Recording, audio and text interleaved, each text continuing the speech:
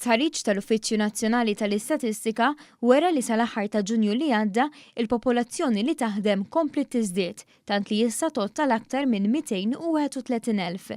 Din kienet tfisser żieda ta' 6% meta mqabbel mal-istess perjodu s-sena li għaddiet.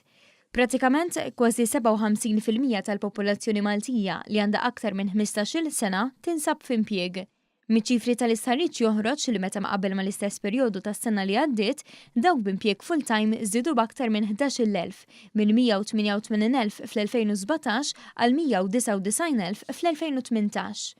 L-istatistika turi wkoll li aktar minn 32,200 ruħ oħra għandhom xogħol part-time biss.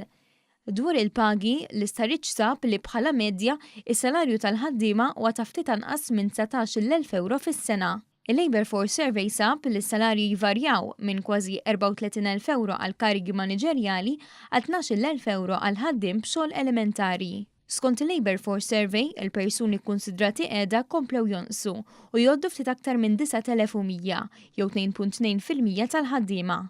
L-istħarriġ juri wkoll li naqsu bi kważi 900 għal 167,000 il-persuni li huma kkunsidrati li mhumiex attivi fis-suq tax-xogħol. L-Uffiċċju Nazzjonali tal-Istatistika sab ukoll li naqsu għal 52.6% il-Maltin li għandhom aktar minn 15-il sena u li għandhom livell baxx ta' edukazzjoni għax għandhom inqas minn 5 ċertifikati fil-livell ordinarju. Minnaħa l-oħra komplew jiżdiedu l-Maltin b'impjieg li għandhom edukazzjoni terzjarja.